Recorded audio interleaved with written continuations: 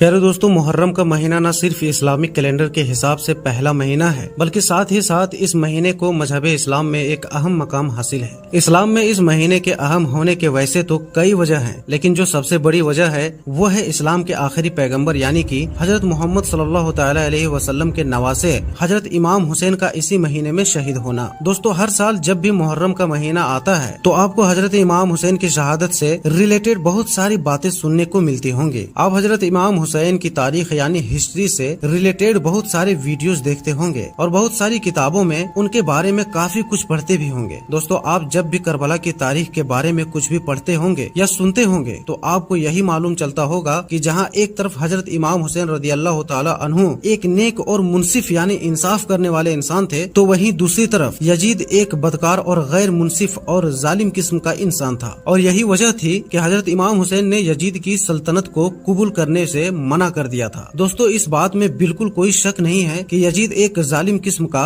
फासिक व फाजिर इंसान था। उसकी तारीख और हिस्ट्री को पढ़ने से मालूम चलता है कि उसने जुल्म सितम की सारी हदें पार कर दी थी और यही वजह थी कि हजरत इमाम हुसैन ने उसके हाथ पर बैत करने से मना कर दिया था। लेकिन दोस्तों, आज की इस वीडियो में हम आपको इस तरह की मोटी मोटी हिस्ट्री यानी जो आप हमेशा पढ़ते रहते हैं, सुनते रहते हैं, इससे अलग हटकर करबला की तारीख से रिलेटेड कुछ ऐसी बातें बताएंगे जो यकीनन आपने इससे पहले कभी नहीं सुनी होगी और आपको इस तरह की बातें पहले कभी किसी ने नहीं बताई होंगी। तो दोस्तों, वीडियो शुरू करने से पहले बस आपसे मेरी एक छोटी सी गुजारिश है कि हमारे चैनल मुनव्वर सैफी में नए आने वाले दोस्त से कि हमारे चैनल को सब्सक्राइब करते हुए साथ ही में बेल आइकन को भी प्रेस करें और ये वीडियो अगर आपको अच्छी लगे तो इस वीडियो को लाइक भी कर दें ताकि इसी तरह की एक से एक नॉलेजेबल वीडियोस हम आप तक पहुंचाते रहें। दोस्तों, इस्लाम के सबसे आखिरी पैगंबर यानी हजरत मोहम्मद मुस्तफा सल्लल्लाहु तआला अलैहि वसल्लम की इस दुनिया में जाहिरी तौर पर पैदा होने से भी पहले अरब देश में दो खानदानी भाई रहा करते थे, जिनमें से एक का नाम हाशिम था और एक का नाम उमैया था। दोस्तों, हाशिम के घर वालों को ही उस दौर में अल्लाह के घर यानी काबा शरीफ के निजाम को संभालने की जिम्मेदारी थी, यानी हाशिम के घर वाले ही काबे के सारे इंतजाम को देखा करते थे। साथ ही साथ हाशिम एक बहुत नेक इंसान थे। उनका अखलाक ऐसा था कि जो भी उनसे एक बार मिला करता था उसके दिल में उनके लिए मोहब्बत पैदा हो जाया करती थी। खाना काबा की जिम्मेदारी और नेक इंसान होने की वजह से हाशिम की पूरी अरब में बहुत इज्जत थी। यहाँ एक तरफ हाशिम का खानदान बनु हाशिम के नाम से मशहूर हुआ, वहीं दूसरी तरफ उमैया का खानदान आगे जाकर बनु उमैया के नाम से मशहूर हुआ था। आगे जाकर हजरत हाशिम की चौथी नस्ल में ही इस्लाम के आखिरी पैगंबर यानी हजरत मोहम्मद सल्लल्लाहु तआला अलैहि वसल्लम की पैदाइश हुई और जब 40 साल की उम्र में अल्लाह के नबी सल्लल्लाहु तआला अलैहि वसल्लम ने अरब के लोगों के सामने अपने नबी होने का दावा किया तो इस बात में कोई शक नहीं है कि वैसे तो पूरा मक्का ही आपके खिलाफ हो गया था और आपको नबी मानने के लिए भी राजी नहीं था, लेकिन अगर सबसे ज्यादा किसी को दुख हुआ तो वो बनु उमैया था, क्योंकि बनु उमैया को सबसे ज्यादा दुख इस बात का था कि हमारे दुश्मन खानदान यानी बनु हाशिम में एक नबी कैसे पैदा हो सकता है। दोस्तों, अगर आप इस्लाम की तारीख को गहराई से पढ़ने की कोशिश करेंगे तो आपको मालूम चलेगा कि इस्लाम की इब्तिदा में शुरुआत में मुसलमानों और मक्का के कुरैश के दरमियान जितनी भी जंगें हुई हैं उनमें ज्यादातर जंगों में मुसलमानों की दुश्मन फौज की तरफ से बनु उमैया के सरदार यानी अबू सुफियान ने ही सिपह सालारी की है यानी सेनापति रहे हैं और मक्का फतह होने से पहले पहले तक अबू सुफियान ही वो इंसान थे कि जिन्होंने इस्लाम का सबसे बड़ा दुश्मन होने का किरदार निभाया था, क्योंकि अबू जहल तो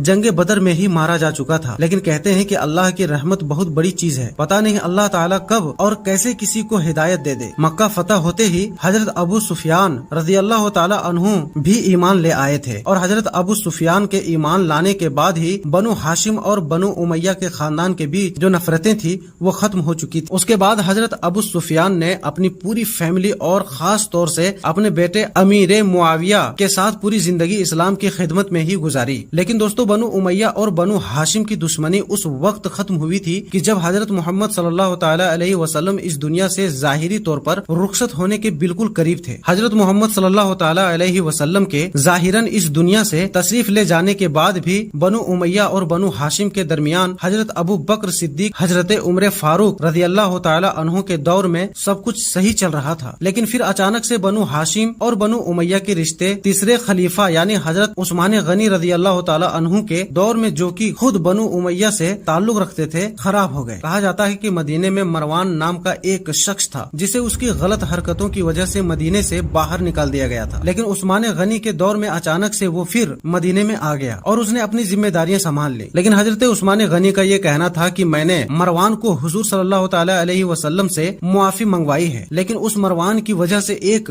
باغیوں کا گروہ حضرت عثمان غنی کے خلاف کھڑا ہو گیا ہے. دیکھتے ہی دیکھتے بات بگڑتی گئی اور ایک وقت ایسا بھی آیا کہ اسی جھگڑے کی وجہ سے حضرت عثمان غنی رضی اللہ تعالی عنہ کی شہادت ہو گئی. حضرت عثمان غنی رضی اللہ تعالی عنہ کی شہادت کے بعد اگلا خلیفہ حضرت علی رضی اللہ تعالی عنہ کو قبول کر لیا گیا. لیکن حضرت ابو سفیان کے بیٹے یعنی وہی امیر معاویہ کی جن کا میں نے پہلے بھی ذکر کیا ہے، انہوں نے حضرت علی کے سامنے ایک شرط رکھ دی کہ حضرت علی خلافت کی پوزیشن کو سنبھالتے ہی سب سے پہلے عثمان غنی رضی اللہ تعالی عنہ کے قاتلوں سے بدلہ لیں. دوستو آپ کی جانکاری کے لیے بتاتے چلیں کہ حضرت امیر معاویہ بھی اس وقت ملک شام کے حکمران تھے جو کہ اسلامی سلطنت کا ہی ایک صوبہ تھا. حضرت علی کا اس شرط پر یہ کہنا تھا کہ میں ابھی بدلہ نہیں لے سکتا ہوں کیونکہ مدینے کے حالات خراب ہیں. اگر ہم ابھی عثمان غنی کے قاتلوں سے بدلہ لیں گے تو مسلم سلطنت کی راجدھانی یعنی مدینے کے حالات اور زیادہ خراب ہو جائیں گے، دشمن اور تعداد میں بڑھتے چلے جائیں گے. اس لیے پہلے مدینہ کی موجودہ حالات کو صحیح ہونے دیا جائے، اس کے بعد ہی عثمان غنی کے قاتلوں سے بدلہ لیا جائے. لیکن اس بات کو لے کر حضرت علی اور حضرت امیر معاویہ کے درمیان جھگڑا بڑھتا چلا گیا اور ان دونوں صحابیوں کے بیچ ہونے والے اختلاف کا سب سے زیادہ فائدہ ان لوگوں کو ہوا جو منافق تھے، یعنی جو ظاہری طور پر تو مسلمان لیکن اندر سے مسلم دشمن تھے. ان لوگوں نے اس موقع کا فائدہ اٹھا کر مسلمانوں کو آپس میں ہی لڑا دیا اور اس طرح سے مسلم اتہاس میں پہلی بار سول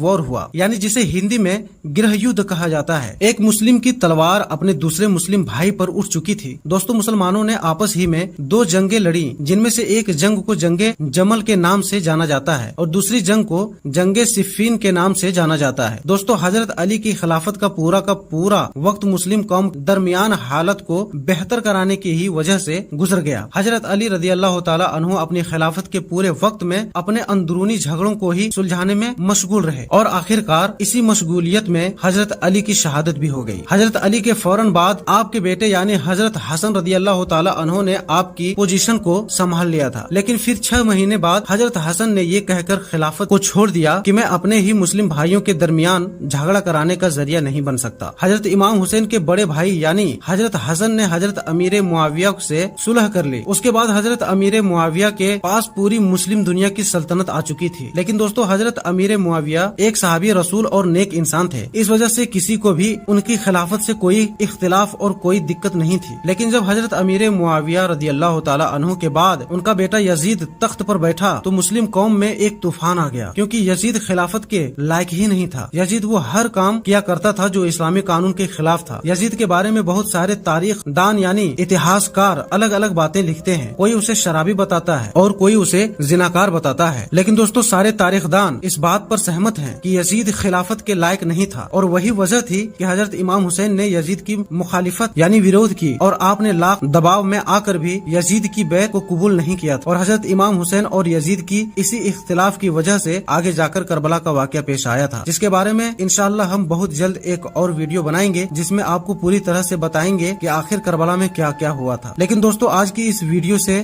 یہ بات تو پتہ چلتی ہے کہ بنو ہاشم اور بنو امیہ خاندان کی دشمنی کافی پہلے سے چلی آ رہی. تو دوستو آج کی اس ویڈیو میں بس اتنا ہی. انشاءاللہ ملیں گے اگلی ویڈیو میں بہت ہی جلد. تب تک کے لیے السلام علیکم، اللہ حافظ.